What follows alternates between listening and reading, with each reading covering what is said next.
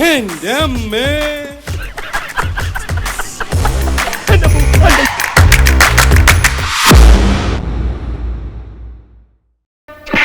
കൊല്ലുവിടാ, കൊല്ലും. ഒന്ന് വഴിയേറിയിൽ കെട്ടിത്തൂക്കും നിന്നെ തെണ്ടി. വഴിയേറിയില്ലോ കാക്ക ഒത്തി കണ്ണൊക്കെ പൊട്ടിക്ക് ആരെങ്കിലും കാണാൻ വന്ന വൃത്തിയായിരിക്കും. എനിക്ക് പറയാനുള്ളത് കേക്ക് കേട്ടടാ, ഇനി ഒന്നും കേൾക്കട്ട. ഇത്രയും നാൾ കള്ളം പറഞ്ഞ് നീ ഞങ്ങളെ പറ്റിച്ചില്ലേ? കണ്ണു കുടിപ്പിച്ചും ചീട്ട് കളിപ്പിച്ചും പെണ്ണു കൂട്ടിക്കൊടുത്തും നീ ഞങ്ങളുടെ കുട്ടികളെ വഴി എത്തിച്ചില്ലേ? ഞാനായിട്ട് ഒന്നും ചെയ്തിട്ടില്ല. ഇനി എന്നെ തല്ലല്ലേ മുതലാളി. 5 ലക്ഷം രൂപയുടെ കണക്ക് എവിടാ തെണ്ടി? നിന്റെ തന്തയ്ക്ക് സ്ത്രീധനം കിട്ടിയാണോ? ഞങ്ങളെ പറ്റിച്ച കാശിന്റെ കണക്ക് എവിടാ? കൈ രണ്ട് പുറകെ കെട്ടിട്ടിട്ട് കണക്ക് വെച്ച് ഞാൻ എവിടുന്ന് കണക്കെടുത്ത് കാണിക്കും.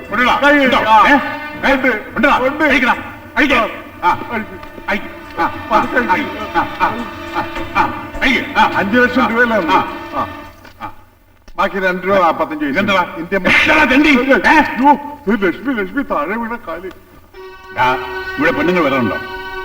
ഉണ്ടോന്ന്? ഉണ്ട്. ഇല്ല. ഇല്ലേ? ഉണ്ട്. ഒറ്റയ്ക്ക് വരാറില്ല, പക്ഷെ ആണുങ്ങളുടെ കൂടെ വരാറുണ്ട്. എവിടെയുള്ള പെണ്ണുങ്ങളാണ്? ഇവിടെ എനിക്കറിയില്ല. കൂടെ പഠിക്കുന്ന കുട്ടികളാണെന്നാ പറയാം. എന്തിനാ വരുന്നേ? കമ്പൈൻ സ്റ്റഡി അല്ലേ? അവരിങ്ങനെ വന്ന് കയറി കഴിഞ്ഞാൽ മുറിയുടെ അകത്ത് വാലടിച്ചുള്ളൂ. പിന്നെ 3 മണിക്കൂറത്തേക്ക് ഒരു അനക്കമില്ല. എത്ര തവണ വന്നിട്ടുണ്ട്? ഒരു 5-8 തവണ വന്നിട്ടുണ്ട്. ഞാൻ ഇടയ്ക്കിടെ പോയി മുട്ടും, കാരണം അവർ ഒറ്റക്കാന്ന് വിചാരിക്കത്തില്ല. തന്ന കാശൊക്കെ എങ്ങനെയാണ് ചെലവായത്? അത് കോളേജ് ഫീസ് കൊടുത്തിട്ടുണ്ട്, പലചരക്കട കൊടുത്തിട്ടുണ്ട്, പിന്നെ അനാമത്തെ ചെലവൊക്കെ ഉണ്ടല്ലോ. 5 ലക്ഷത്തിന്റെ ബാക്കി പിന്നെയും കാണണമല്ലോ. പിന്നെ കാണണമല്ലോ. അതല്ലേ ഞാനിപ്പോ 3 രൂപ 45 പൈസ ഇന്ത്യൻ മണിയെ. എത്ര? പിന്നെ ഒരു 5 പൈസ നാളെ തരാന്ന് പറഞ്ഞു. അത് ഞാനിപ്പോ അയ്യോ, മുതലാളിക്ക് അറിയോ? ചിലപ്പോ മാധവൻ കുഞ്ഞു പറയും ഗോവിന്ദ മോന്റെ അക്കൗണ്ടിൽ നിന്ന് 1000 രൂപ എടുക്കാൻ. മറ്റു ചിലപ്പോൾ ലൂക്കമോൻ പറയും അജ്മലിന്റെ അക്കൗണ്ടിൽ നിന്ന് 1000 രൂപ എടുക്കാൻ. എടുത്തില്ലെങ്കിൽ ആ മോനും തല്ലും ഈ മോനും തല്ലും. 2 പേരുടെയും തല്ലുകൊള്ളാതിരിക്കാൻ ഞാൻ 2 അക്കൗണ്ടിൽ നിന്ന് എടുക്കും. നമുക്ക് എന്ത് ജോലിക്ക് ഒരു ആത്മാർത്ഥമാണല്ലോ. ഇനി വേറൊരു കാര്യം, മുതലാളി തല്ലു പറഞ്ഞ് മുതലാളിന്റെ അക്കൗണ്ടിൽ നിന്ന് എടുത്തത് അത്രക്ക് സിൻസിയർ. മതിയായി, എനിക്കെല്ലാം മതിയായി, എനിക്ക് മനസ്സിലായി.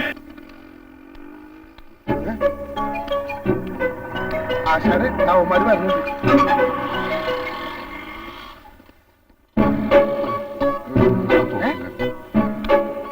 ഇതെന്താണത്?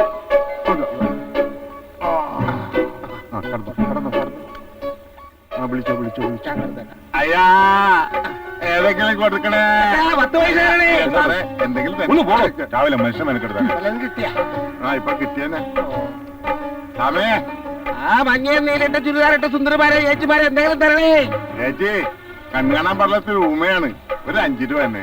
5 രൂപ തന്നെ വേണോ? 4 രൂപ എന്നാലും മതി. അയ്യടാ, വല്ലതും കിട്ടിയ? കിട്ടിയെന്നെ. ഇപ്പൊ എടാ തെണ്ടുമ്പോ അന്തസ്സായിട്ട് തെണ്ടോടാ തെണ്ടി. പിന്നെ മതി. അയ്യാ അയ്യാ, എന്തെങ്കിലും കൊടുക്കണേ. ഏട്ടാ, ഈ വയറ് നിങ്ങൾ കണ്ട? കഞ്ഞി കുടിച്ചിട്ട് 7 ദിവസമായി. ഇവനാണെങ്കിൽ പട്ടി കിടന്ന് പകുതിയായി. വായിന്നാണ് ചൊവ്വ നേരം ഉമിനീര് ഊറി വരുന്നുമില്ല. നല്ല വാളമ്പിളി നിന്നാ മതി, ഉമിനീര് താനേ വരും. ഞങ്ങൾ ഈ ഗതിയിലായ താൻ ഒരുത്തം കാരണ. തല്ലിക്കോ, എത്ര വേണമെങ്കിലും തല്ലിക്കോ. ഒരു കുഞ്ഞ് തല്ലി മടുക്കുമ്പോ മറ്റേ കുഞ്ഞും തല്ലിക്കോ. ശരി, നിങ്ങൾ ചെയ്ത തെറ്റ് ഞങ്ങൾ ക്ഷമിച്ചിരിക്കുന്നു. നിർത്തോ, നിങ്ങൾ ക്ഷമിച്ചിരിക്കുന്നോ? നശിപ്പിച്ച് നരകത്തിൽ തള്ളിയിട്ട് ഞങ്ങളോട് ക്ഷമിച്ചെന്ന് നിങ്ങൾക്കിപ്പോ എന്താ വേണ്ടേ? പട്ടിണി കിടന്ന് പഞ്ചറായി. ഇക്കണക്കിന് പോയാൽ ജീവിതത്തിന്റെ അവസാനം മരണമായിരിക്കും, അത് ഉറപ്പാ. ഓഹോ, ചീട്ടുകളി, കള്ളുകൂടി, പെണ്ണു കൂട്ടിക്കൊടുപ്പ്, കുറെ വേലകളൊക്കെ അറിയാലോ. ഒന്ന് വിട്ടുപോയി. എന്താണ് കള്ളമാറ്റി? ഇതൊക്കെ നല്ല വശമല്ലേ? ആരെങ്കിലും പഠിപ്പിച്ച് കാശുണ്ടാക്കാൻ നോക്കൂ. കുഞ്ഞുങ്ങളെ, കാള പെറ്റെന്ന് കേൾക്കുമ്പോ കയറെടുക്കരുത്. ഞങ്ങൾ ക്ഷമ. ഏതായാലും ഈ കാളകൾക്ക് ഒരു ചാൻസും കൂടി കൊടുത്തേക്കാം. കൊടുക്കാം, പക്ഷെ എന്തെങ്കിലും തെറ്റ് കണ്ട ആ നിമിഷം പടിക്ക് പുറത്താ. മനസ്സിലായോ? എന്ത് മനസ്സിലായി? പട്ടി പുറത്താണ്. പട്ടിയല്ല, പടിക്ക് പുറത്ത്. എടാ, കുഞ്ഞുങ്ങൾ പറയുന്നത് എന്താണെന്ന് മനസ്സിലായി? എന്ത് മനസ്സിലായി? പട്ടി പുറത്താണെന്ന്. അതെടുക്ക്. ഞാനെടുത്തോളാം. ആ പഴം അവന്റെ കൊടുക്കണ്ട, അവന്റെ പഴം ഒരു വീക്ക്നെസ് ആണ്.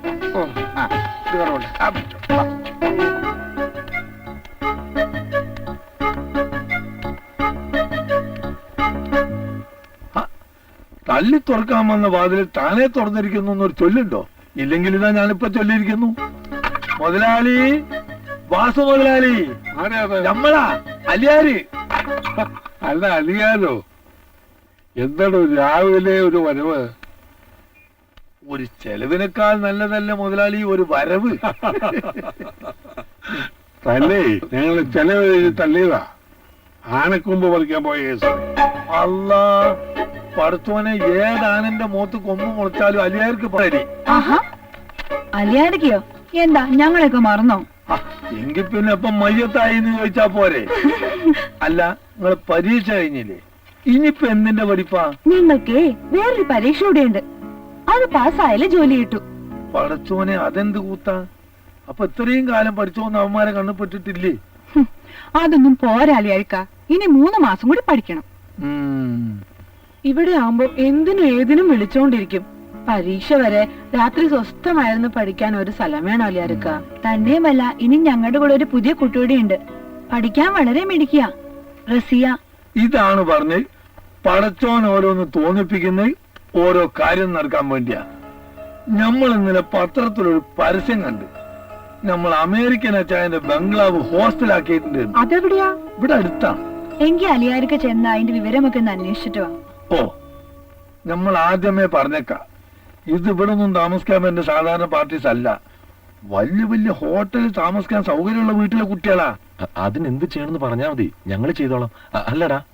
പിന്നെ അത് ഞമ്മക്ക് അറിയൂടെ, നിങ്ങളും വലിയ തറവാട്ട് പറഞ്ഞ കുട്ടികളാണെന്ന്. അവര് എത്ര പേരുണ്ടാവും? അത് 4 അല്ലെങ്കിൽ 5. പിന്നെ കാറും ബംഗ്ലാവും നിറയെ ആനയൊക്കെ ഉള്ള കോടീശ്വരന്മാരെ മക്കളാ. കുട്ടികളാണെങ്കിൽ 50,000 രൂപ ശമ്പളം വാങ്ങുന്നവരാ. അവരുടെ എല്ലാ സൗകര്യങ്ങളും നോക്കിക്കോണം. അതെ. പിന്നെ ആഹാരം നല്ല 1-ാം തരം ആഹാരമായിരിക്കണം. അതിന്റെ പറ്റി എന്താ വെച്ചാൽ അവര് വരുമ്പോ തന്നോളൂ. സമയാസമയത്ത് ഭക്ഷണം കൊടുക്കുക, തുണി വീണൊക്കെ മോറി ഇസ്തിരിട്ട് കൊടുക്കുക എന്ന് വേണ്ട. അവർക്ക് ഒന്നിനൊരു കുറവ് ഇവിടെ ഉണ്ടായിരുന്നു. കേട്ടോ? കേട്ടു. അവരിവിടെ വരുമ്പോൾ തന്നെ അഡ്വാൻസ് തരുമല്ലോ? ഇല്ല. അതെന്താ? അതെ, ആദ്യം തന്നെ കുട്ടികൾക്ക് ഹാപ്പി ആണോ എന്ന് അറിയാൻ കുറച്ച് ദിവസം വേണമല്ലോ. 3 മാസത്തേക്കുള്ള തുക ഒന്നിച്ചേ തരൂ. ഇനി പിന്നെ ആദ്യം തന്നെ ആക്രാന്തം പിടിച്ച് കായി എന്ന് തന്നെ നിങ്ങൾ ഇടങ്ങാറുണ്ടാക്കരുത്. അവര് സന്തോഷമായിട്ട് ഇവിടെ കഴിഞ്ഞാൽ കുറച്ച് തുക കൂടുതലും തരും. അവര് തന്തമാർ അങ്ങനെയുള്ള മനസ്സിലായോ? പിന്നെ ഇങ്ങക്കൊരു ഉറപ്പിന് 3 മാസത്തെ അവധിക്ക് ഒരു വെറും ചെക്ക് ഞാൻ മേടിച്ചിട്ടുണ്ട്. എന്തേ? അലിയാരിക്ക ഉറപ്പ് തരുമ്പോ ഞങ്ങക്ക് വിശ്വാസ. പിന്നെ ഒരു കാര്യം, കുട്ടികൾ നല്ല സുന്ദരി കുട്ടികളാ. അവരോട് ഇടപെടുമ്പോ കുറച്ച് സൂക്ഷിക്കണം. അതെന്തിനാ? അതെന്താന്ന് വെച്ചാ അവരെ ലൈനടിക്കാനോ അവര് കളി പറയാനോ കൊഞ്ചാനോ നിങ്ങൾ തുനിയണ്ട. അവരുടെ തന്തമാരൊന്നും അതൊന്നും പൊറുക്കൂല. അങ്ങനെ കംപ്ലൈന്റ് ഉണ്ടാവാതിരിക്കാനാണ് 3 മാസത്തെ തുക ഒന്നിച്ച് അവസാനം തരാന്ന് പറഞ്ഞിരിക്കണേ. മനസ്സിലായോ? മനസ്സിലായി. അതവിടെ ഇരിക്കട്ടെ. അടി കിട്ടിയ ശേഷം അലിയാർക്കൊരു ക്ലൂ തന്നില്ല എന്ന് പറയരുത്. ആട്ടെ, നിങ്ങൾ ആഹാര കാര്യങ്ങളൊക്കെ ആരാ നോക്കുന്നത് ഇവിടെ?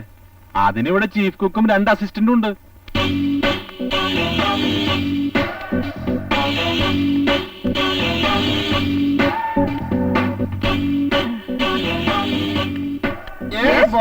ഇത് ഞങ്ങളുടെ ചീഫ്. ഇതെന്താ ആസ്പത്രിയിൽ ഓപ്പറേഷൻ കഴിഞ്ഞ് വരുന്ന മാതിരി ഉണ്ടല്ലോ. ഇവരുടെ യൂണിഫോം അത്. ഇത് പത്രോസ് മുന്നാടൻ, 1-ാം തരം പാചകം. അതെ. എന്നാ പിന്നെ പത്രോസ് ഒന്നാടെന്ന് വരും. അത് സാറാമ ഗോൺസാൽവസ്. പെൺകുട്ടികളൊക്കെ താമസത്തിന് വരുന്നല്ലേ, ഒരു സെക്യൂരിറ്റിക്കാണ് സാറാമ. വളരെ ജോറായി, എനിക്ക് പെരുത്ത് ഇഷ്ടായി.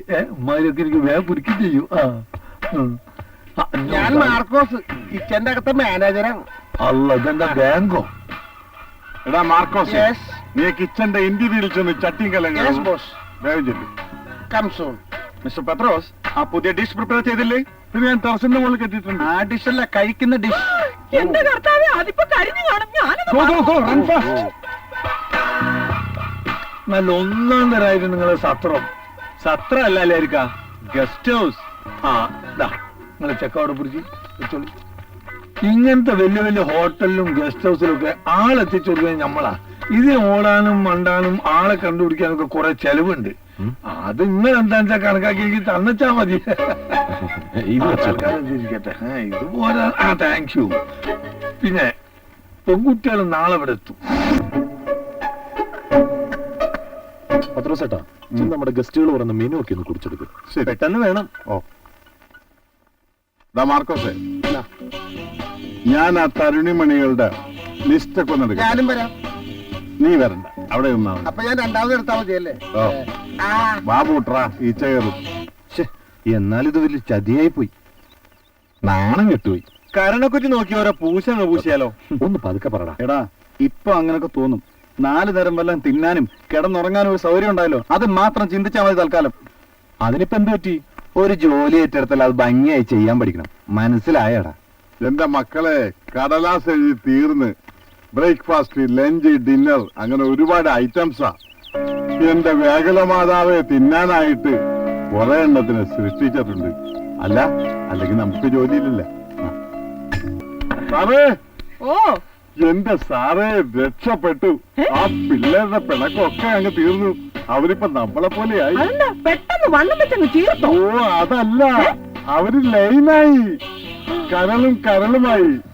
അവര് കെട്ടിപ്പിടിച്ച് സ്ലോ മോഷൻ ഇറങ്ങി പോകുന്ന ഞാൻ കണ്ടു. അയ്യോ, വല്ല വയറ്റുവേദന വന്നിട്ട് പോയതായിരിക്കും. എന്റെ കർത്താവേ, അതിന് നീ ഉണ്ടാക്കിയൊന്നും അവർ കഴിച്ചില്ല. എന്താ? എന്റെ വ്യാകുല മാതാവേ, എന്ത് പറഞ്ഞാലും മനസ്സിലാകാത്തൊരു സാധനം. അവരുടെ ഇങ്ങനെ ക്ലോസ് ആയിരുന്നു, മനസ്സിലായ? എന്റെ കർത്താവേ, സമയവും കാലവും നോക്കാതെ സാത്താന്റെ പ്രലോഭനങ്ങൾക്ക് വഴങ്ങിയ ഈ കുഞ്ഞാടിനോട് ക്ഷമിക്കണമേ. ആമേൻ. കർത്താവിന് സ്തോത്രം, സ്തോത്രം. ഇതേ ഈ കർത്താവിന്റെ സൂത്രമല്ലേ സാറേ? കേക്കണ്ട കേട്ടോ. എന്റെ